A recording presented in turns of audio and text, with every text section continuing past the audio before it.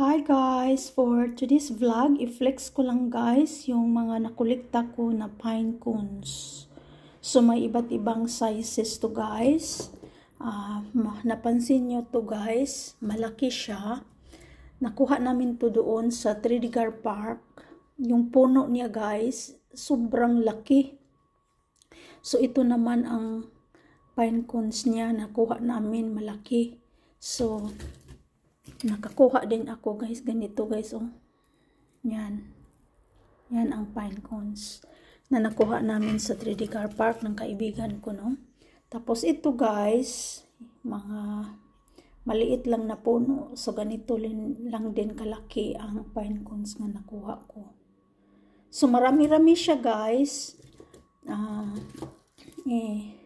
Pinupulot ko nga to, oh, kahit na ano. So itatapon ko to siya. Tapos, ang gagawin lang ninyo guys, just to give you an idea, maganda to siya guys, i-spray nyo ng spray paint, may metallic, o kung anong gusto nyo, metallic gold or silver, tapos lalagyan nyo siya ng glitter.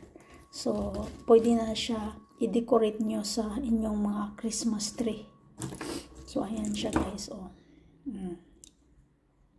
So, madami-dami to guys. At kasi ang iba, ipapadala ko kasi ito sa Pilipinas. Yan. Para doon din magagamit sa Christmas tree namin. Ayan na guys. So, madami-dami. At ilagay ko dito sa box. Yan. Ilagay ko dyan sa box para ma-safety na. So, hanggang dito na lang guys. Ay, meron pala akong ano guys, i-share sa inyo. Kasi dito sa UK, patapos na ang ang summer. Merong yung mga damo-damo ba. So, nakuha ko to sa mga damo-damuhan. So, pwede nyo siya ilagay dyan guys sa flower vase. Ganyan. Dried flower o dried flower. Actually guys, flowers ni siya sa kanang sagbot ba. So maganda siya ilagay sa flower vase.